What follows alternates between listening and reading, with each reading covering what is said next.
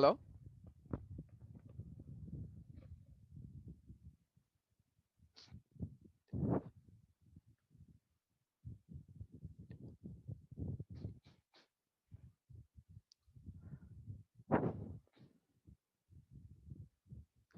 খেয়াল ছিল না আগেরবার আমি ইয়ে তোমাদের বলতেই পারি নাই যে ক্লাস শেষ হয়ে যাচ্ছে।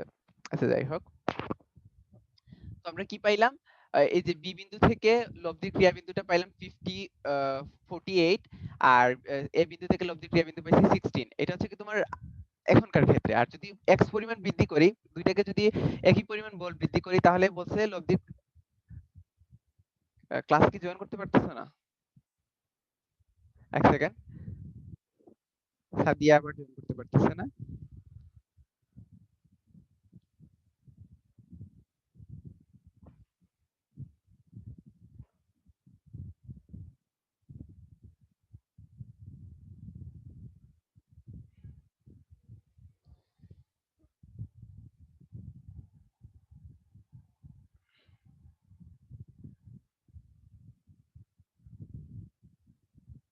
নেট প্রবলেম ওর হবে এটা।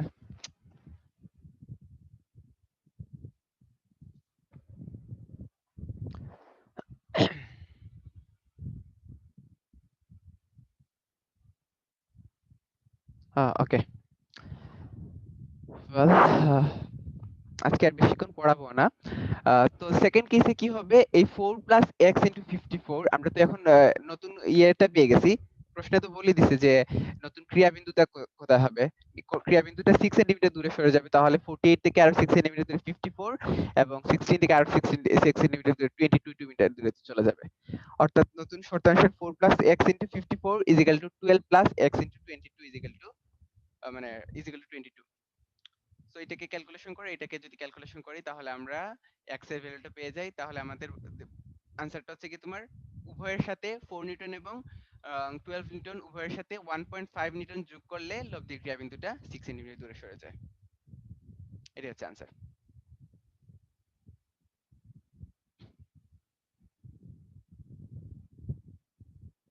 ও শিট। এটা একটু কষ্ট করে খেয়াল করো, এতে তো ঝাপসা হয়ে গেছে একটু।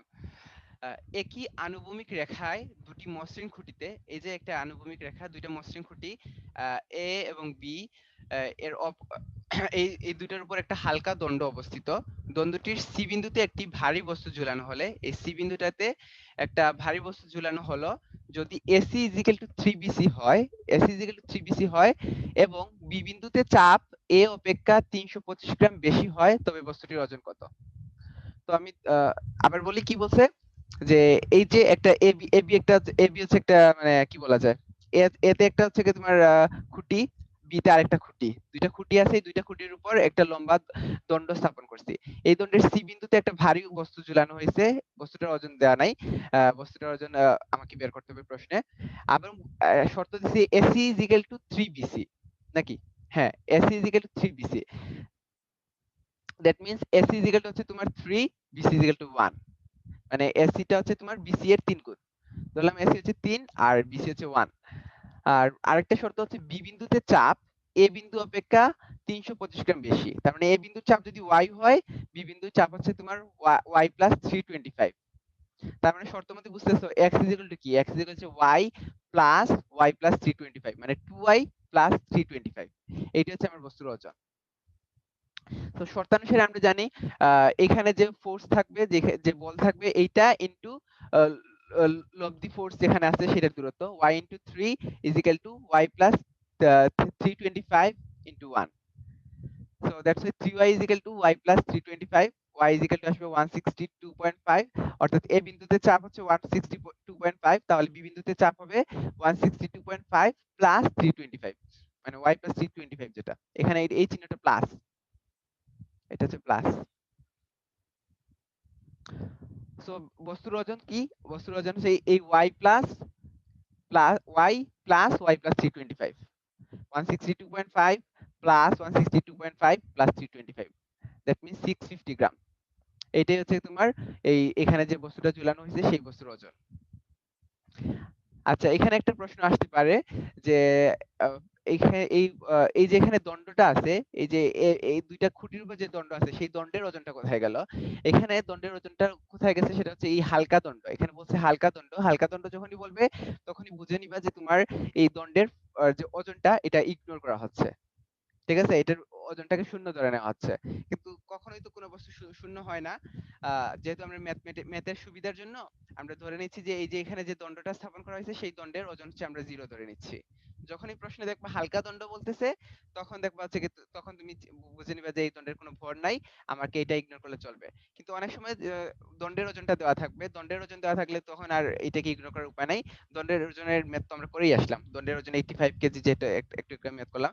তখন দণ্ডের ওজনটা হচ্ছে গিয়ে তোমার এই দণ্ডের ঠিক মাঝ বরাবর ক্রিয়া করবে। ঠিক আছে? যদি হালকা দণ্ড বলে তাহলে বুঝে নিবা যে বস্তু এই দণ্ডের কোনো ওজন নাই। এই ওজনটা আমরা ইগনোর করতে পারি। অনেক প্রশ্নে দেখবা হালকা দণ্ড দিয়ে ম্যাথ বলা আছে। আবার এটা উল্লেখ করে দেওয়ার প্রয়োজন নাই। আচ্ছা, এই প্রশ্নের ইয়েটা লিখে নিই। এটা সেম টাইপের প্রশ্ন। তোমরা প্রশ্নটা খুঁজে আনসারটা মিলিয়ে নিও। এটা সেম টাইপের প্রশ্ন। এখানে তোমরা নিজেরাই বুঝবা এটা। আচ্ছা, ৮ নম্বর অঙ্কটা এইটা হচ্ছে গিয়ে এই চ্যাপ্টার ফার্স্ট ম্যাথ যেটা বোর্ডে আসছে, এটা সহজ আছে, দেখাই। একটি দণ্ডের এক প্রান্ত হতে 286 মিটার দূরত্বে 286 মিটার দূরত্বে হচ্ছে তিনটা ফোর্স ক্রিয়া করছে, একটা পি কিউ আর মানে তিনটা সমান্তরাল বল ক্রিয়া করছে। দণ্ডটি সাম্যাবস্থায় থাকলে দেখাও যে পি কিউ আর 1:2:3। মনে করো একটা দণ্ড হচ্ছে এই দণ্ডের এ প্রান্ত, এ থেকে 2 মিটার দূর হচ্ছে তোমার পি আছে, তারপর হচ্ছে 2 মানে 8 মিটার দূরত্ব হচ্ছে কিউ, মানে এ থেকে 8 মিটার দূরত্ব হচ্ছে তোমার কিউ। ঠিক আছে? এবং 6 মিটার দূরত্ব হচ্ছে তোমার আর। এটা 286, কিন্তু 246 না, এটা 286। এ থেকে 2 মিটার দূরত্বে আছে পি, 8 মিটার দূরত্বে আছে কিউ, আর 6 মিটার দূরত্বে আছে তোমার আর। এই যে এটা হচ্ছে 6 মিটার দূরত্বে, এতটুকু 2 আর এতটুকু 4, অর্থাৎ 6 মিটার। এ থেকে 6 মিটার দূরত্ব হচ্ছে তোমার আর। এবং এইগুলোর ক্রিয়াবিন্দুর নামও দিলাম। পি বিন্দুর ক্রিয়াবিন্দু হচ্ছে তোমার সি, আর ডি এর কিউ এর ক্রিয়াবিন্দু হচ্ছে ডি, এবং আর এর ক্রিয়াবিন্দু হচ্ছে ই। সো একটা জিনিস খেয়াল করো, আমার এই অংশটুকু কি হচ্ছে এটা আমার লাগবে না, আমার দরকার নেই। আমার দরকার আছে, এই দেখো এখানে পি ফোর্স ক্রিয়া করতেছে, এখানে কিউ ফোর্স ক্রিয়া করতেছে। যেহেতু এরা সাম্যাবস্থায় আছে তাহলে বলার অপেক্ষা রাখে না, P plus Q is equal to R. ঠিক আছে? সো আমরা আরেকটা শর্ত জানি, সদৃশ বলে আরেকটা শর্ত হচ্ছে তোমার পি ইনটু সিই ইজ ইকুয়াল টু হবে কিউ ইনটু ইডি। দেখো পি থেকে এই সি এর দূরত্ব, আবার তোমার কিউ থেকে আর এর দূরত্ব হচ্ছে ইডি। এখন ইডি ইজ ইকুয়াল টু কিভাবে আসলো? যেহেতু এ থেকে এটার দূরত্ব হচ্ছে তোমার 8, আবার এ থেকে ই এর দূরত্ব হচ্ছে 6, তাহলে ই থেকে ডি এর দূরত্ব হচ্ছে 2। ঠিক আছে?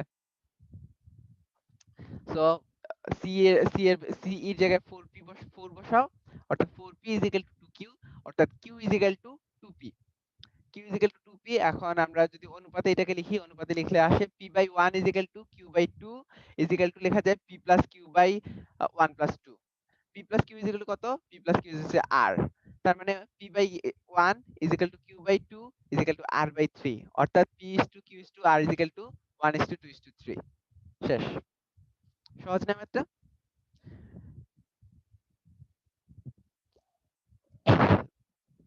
এখন যে 9th নাম্বার ম্যাথটা, এটা ভেরি ভেরি ইম্পর্টেন্ট। এটা হচ্ছে তোমার 2017 এ বুয়েটে আসছিল এই ম্যাথটা। হ্যাঁ, প্রশ্নটা হচ্ছে এরকম, 20 সেন্টিমিটার দীর্ঘ একটি এবি দণ্ডটি 10 সেন্টিমিটার ব্যবধানে দুটি প্যারাকের উপর আনুভূমিকভাবে অবস্থিত। মনে করো এই যে এবি দণ্ডটা হচ্ছে কি তোমার 20 সেন্টিমিটার লম্বা। এই যে এবি দণ্ডটা 20 সেন্টিমিটার লম্বা, এটা হচ্ছে 10 সেন্টিমিটার দূরত্বে দুইটা প্যারাকের উপর অবস্থিত। এখন এই যে এখানে একটা প্যারাক আছে মনে করো, প্যারাক, আর এখানে আরেকটা প্যারাক আছে। এই এই দুইটার মধ্যবর্তী দূরত্ব হচ্ছে 10 সেন্টিমিটার। ঠিক আছে? কিন্তু আমি এইটার দূরত্ব জানি না, এখানে কত দূরত্বে আছে, এইটা এই দূরত্ব আর এই দূরত্বটা জানি না। অবশ্যই এই দূরত্ব দুইটার যোগফল 10, এটা এটা দুইটার যোগফল 10, কিন্তু এক্স্যাক্টলি এইটা কত আর এক্স্যাক্টলি এইটা কত এটা জানি না। ঠিক আছে? প্রশ্নটা এইভাবে, 20 সেন্টিমিটার দীর্ঘ এবি দণ্ডটি 10 সেন্টিমিটার ব্যবধানে দুটি প্রেরকের উপর অনুভূমিকভাবে অবস্থিত। এবি এ ও বি যথাক্রমে এ ও বি তে যথাক্রমে 2w এবং 3w বল ক্রিয়া করতেছে। মানে এ তে 2w ওজন ক্রিয়া ঝুলাইছি আর বি তে 3w ওজন ঝুলাইছি। এখন প্রশ্ন হচ্ছে যে পেরেক দুইটির কোন অবস্থানের জন্য এদের উপর চাপ সমান হবে? এদের উপর চাপ সমান হওয়া মানে কি? এই বস্তুটা হচ্ছে কি তোমার সাম্যাবস্থায় থাকবে। তোমার আমাকে প্রশ্ন হচ্ছে কি তোমার এদের কোন অবস্থানের জন্য? মানে এই এসিটা এবং এই বিডিটা এটা বের করতে হবে। পেরেক হচ্ছে এই সি এবং ডি বিন্দুতে অবস্থিত। বুঝতেছো? এবি হচ্ছে দণ্ড, দীর্ঘ একটা দণ্ড। এই এবং এটাও হালকা দণ্ড। এখানে প্রশ্নে হালকা দণ্ড, আমি এখানে হালকা দণ্ড লিখি নাই। এটা হচ্ছে হালকা দণ্ড। এইজন্য এটার ওজন কিন্তু ইগনোর করা হয়েছে। ঠিক আছে? এটা একটা হালকা দণ্ড। এবং বলতেছে একটা পেরেক দ্বারা এইটা হচ্ছে গিয়ে এখানে একটা পেরেক আছে, এখানে একটা পেরেক আছে। ঠিক আছে? এই এই এখন আমার প্রশ্ন হচ্ছে কি তোমার এই এসিটা কত আর এই বিডিটা কত? আমাকে এইটা বের করতে হবে। এবং আরেকটা ইনফরমেশন দেওয়া আছে 2w এবং 3w ওজনের যদি এ প্রান্তে 2w এবং বি প্রান্তে 3w ওজন চাপানো হয় তাহলে এই সি আর ডি তে সমান পরিমাণ চাপ পড়ে আরকি। ঠিক আছে? এই চাপ কিন্তু এই দণ্ডটার চাপ না। কারণ দণ্ডটার ওজন আমরা হালকা 0 ধরছি। এই আ 2w এবং 3w ফোর্স দুইটা আছে এদের আমি লব্ধিটা বের করতে চাচ্ছি। ওকে?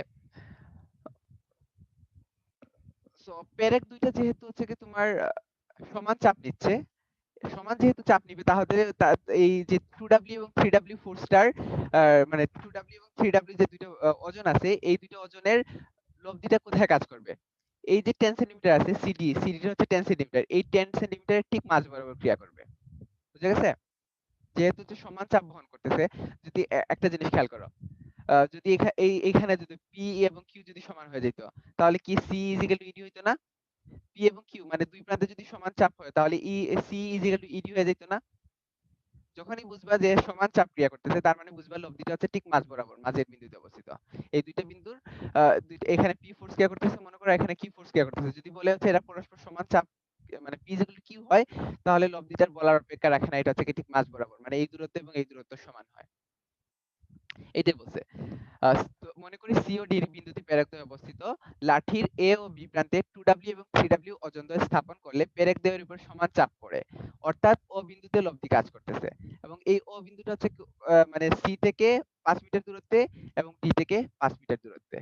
ঠিক আছে? যেহেতু সমান চাপ পড়ে তার মানে হচ্ছে কি তোমার আর এই দূরত্বটা হচ্ছে মানে ও থেকে সি এবং ডি এর দূরত্বটা সমান হবে।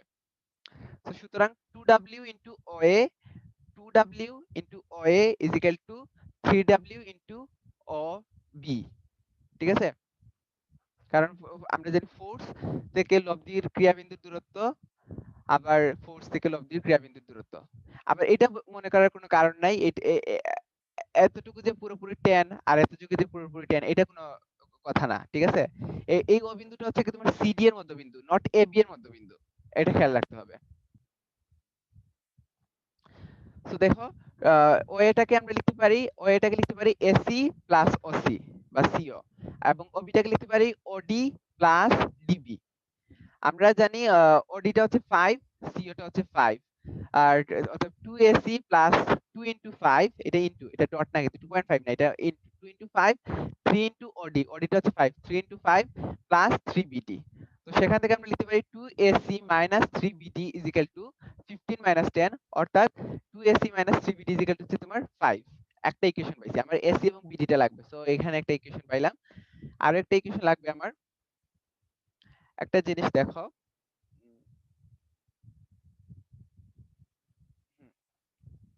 পুরো দণ্ডের দৈর্ঘ্য AB ইকুয়াল হচ্ছে কত? AB ইকুয়াল হচ্ছে 20। AC plus CD plus BD equal to 20। সমস্যা আছে? দেখো এই দণ্ডটাকে তিনটা ভাগে ভাগ করা যায়।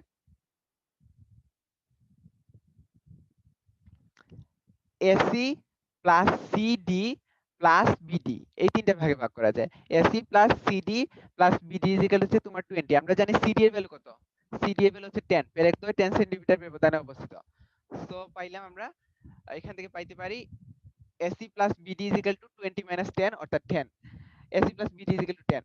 এখন আমরা এই দুইটা ইকুয়েশন যদি সলভ করতে চাই তাহলে আমরা এক কাজ করি, 2 নাম্বার যে ইকুয়েশন এটাকে 3 দ্বারা গুণ দিয়ে দেই।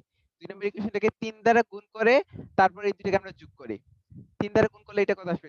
3ac প্লাস 3bd, তাহলে এই 3bd আর মাইনাস 3bd কাটা চলে যাবে। তাহলে 3ac plus 2ac, 5ac is equal to 3 into 10 মানে 30 plus 5 35, অর্থাৎ 5ac is equal to 35, অর্থাৎ ac is equal to 7। তো সেখান থেকে আমরা পাই bd is equal to 10 minus 7, bd is equal to 10 minus 7 অর্থাৎ 3। তাহলে আমরা বলতে পারি হচ্ছে কি এই পেরেকটা এ প্রান্ত হতে 7 সেন্টিমিটার দূরে একটা পেরেক বসাও, আর বি প্রান্ত থেকে 3 সেন্টিমিটার দূরে আরেকটা পেরেক যদি স্থাপন করি, তাহলে এই দুইটা পেরেকের উপর সমান চাপ পড়বে। সো এতটুকুই আজকের ক্লাস। নেক্সট দিন আমরা আরো বেশি পড়বো। তোমরা যতগুলো ম্যাথ করেছি সবগুলো দেখো, আর এক্সাম্পলের যে সহজ সহজ ম্যাথ আছে ওইগুলো একটু চেক করবা, ঠিক আছে? ওকে।